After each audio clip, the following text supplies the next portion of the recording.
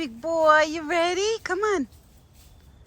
Buck is on his way. I had to call him for dinner, but he came quick. There's my big boy. I thought you weren't going to show up for dinner. I was thinking in my head, I was like, all right, he showed up for breakfast, which was like surprising. You ready? You ready? Yeah. Yeah. All right, I got Buck's dinner apples. Why, you suck that apple up. And I got his strawberries and butternut squash right there. Thank God I brought out like a half a bucket of water because the little ones had no more water in their bowl. I had to put more water and I had to add a little bit more water to his bucket. So everybody was drinking a lot of water today, huh? Everybody was thirsty. Well, Buck right now, he might actually drink a lot of water around this time because he's going to be having the zoomies and running around looking for girls. So that could be why he's getting thirsty a lot more.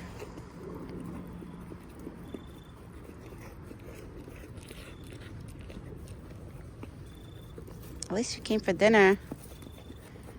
I mean, I called him 3 times, and then I waited like 10 minutes, and I was like, all right. Then I spotted him. I was like, all right, he's here. So he didn't really take long to come, actually.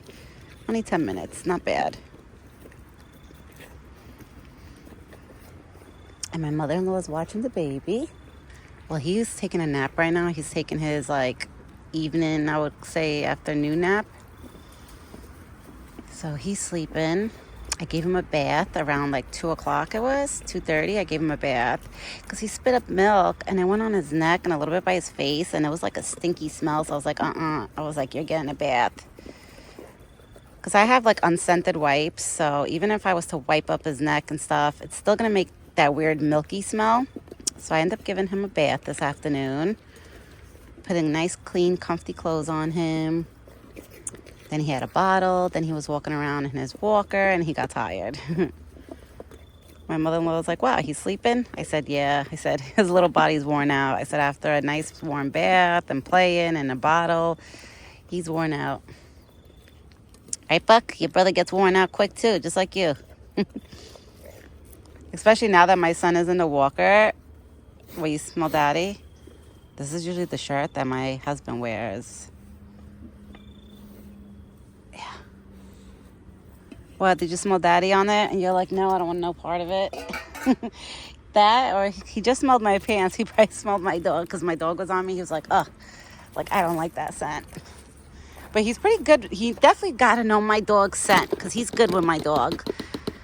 My dog is all over me before I come out, and he always comes up to me. So he's good with my dog's scent. But if I hang out with any other dog besides my dog, he will not come next to me. Like when I hang out next to my mother-in-law's dogs, oh, Buck won't want no part of me. Like he will not come close to me at all. It's happened before, like on a Sunday dinner, when the dogs, my mother-in-law's dogs are jumping all over me and then I come out here to feed him. He would literally like smell me and then like kind of back up. Like, no, I don't like that. That he doesn't like. Buck also doesn't like when I give my dog a bath. If I smell like a wet dog, let's say, and I come out and feed him and not change my clothes afterwards, he will not come next to me either. So I've learned that when I give my dog a bath, I usually literally jump in the shower now. Like right after I give my dog a bath, I wait like 15 minutes, then I jump in the shower and get into like clean clothes and stuff. So Buck doesn't have to worry about picking up any wet dog smell. Or like a scent that he doesn't like or he's not used to. I try to do everything to make him more comfortable. I know I'm crazy. But that's how I work my life around him, my son, my husband, my dog. I try to work my life around to make everybody happy, you know? I want everybody to be happy and comfortable, right?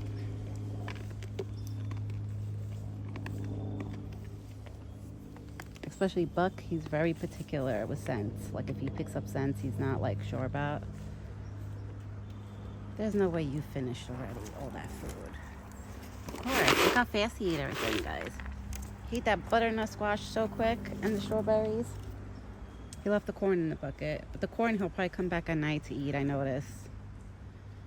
Because the trail cam, every time I look at it, it always picks up videos of him. At night, he's over here eating. So I think that's why Buck saved some of his corn for later. He's probably like, let me save some food for later so I have it.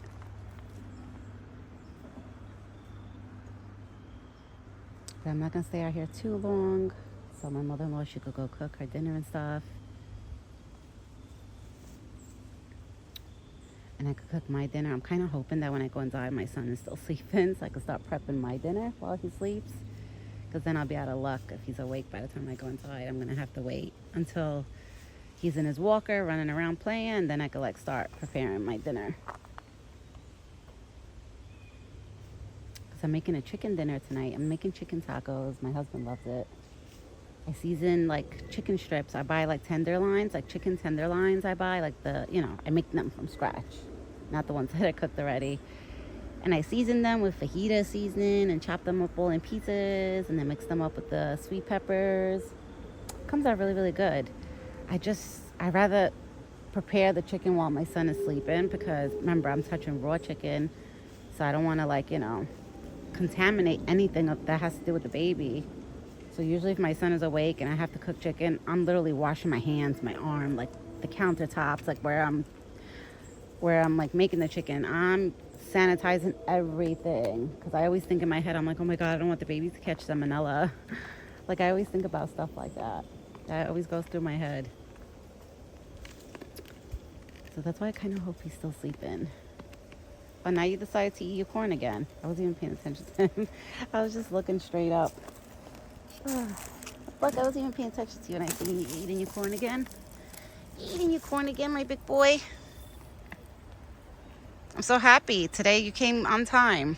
I mean, for dinner, honestly, I had to call him.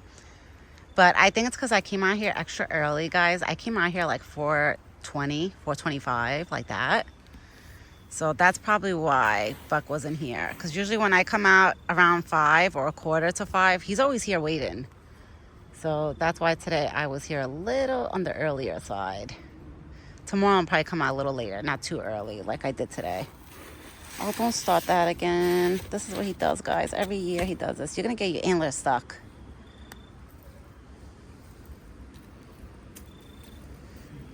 He does that every year. I feel like he wants to rub his antlers on me, and I'm like, oh, hell no. Not like those. Not those. Maybe the velvet ones, I will let him, but not those. Those will hurt. They have the points. And they're pointy. I've touched his antlers before, like on top. Oh, guys, they're pointy like a knife. It hurts. It hurts. Those antlers would hurt if they poke somebody, like a person. That's why they say, like, when two bucks get into fights, it's no joke. Like, one of the bucks could get hurt. That's why I'm so happy that he never really has to fight any other buck, you know? No, really. There was last year around Halloween. Yeah, it was around the week of Halloween. I would never forget. And I think I posted the video, too, on YouTube. Like, I posted it.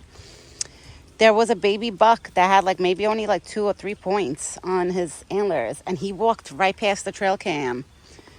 But that young buck definitely didn't stay here overnight. It probably just passed through and left because I never seen it ever again besides seeing it on the trail cam. I didn't see it in person, and usually if there is another deer whip buck in here, I end up spotting it when I'm walking down my driveway. At a certain point down the driveway, if I look straight, I could kind of see like almost all of inside there, but a little bit, but not all of it, but a good amount of area I could see.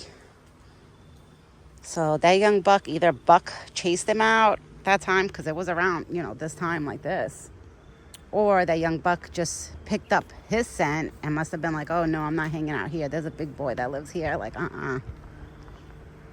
because especially around this time, Buck becomes very territorial with this area, especially with his buckets, like with this whole area. And I'm sure even down there, like in his home, he's very, very territorial, very.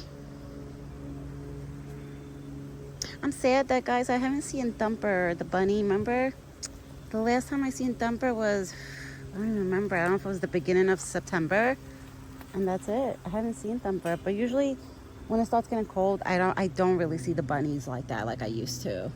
Like, it's really rare that I see the rabbits around this time. Really rare. They must stay in their little homes when it's cold out. Especially now the weather's starting to get cold out, All right, everyone. Well, it was fun. I'm gonna go run inside so I can start cooking. And like I said, I'm keeping my fingers crossed. I'm hoping my son is still sleeping so I could start cooking right away, and it'll be, you know, easier for me to cook while he's sleeping. So that's why I want to get my butt inside. You're cleaning yourself, and this big boy's cleaning himself. He keeps himself pretty clean, I have to say. It looks pretty clean. Yeah, so I will be back tomorrow morning. I'm going to keep my fingers crossed that he comes back tomorrow morning. Like, you know, that he pops up. He's been doing good so far. Yesterday morning he showed up. This morning he showed up. So let's see how many days of this week he shows up. If he does start showing up every morning now, then I'm assuming that he's thinking in his head, okay, if I don't show up, I'm not going to see her. That's what I'm thinking that he's thinking. All right, everyone. Have a great evening and a good night. And I'm going to get going. I know Buck probably would have stood here as long as I stood here, but really, you got to poop right there. He's about to poop, guys. I'm going to keep the camera like this because he's pooping right now as we speak. You never poop this close. You become like a rebel. I'm telling you, when he goes into rut, he becomes like a bad boy. He becomes a bad boy. He just starts like letting it out anywhere. You're usually nice and respectful, and you do it down there. Now he's like starting to do it close by. All right, everyone. I'm going to get going. Me and this beautiful boy. And we will both be back tomorrow morning with another video. Everyone, have a great rest of your day. And we'll be back soon. Ciao for now.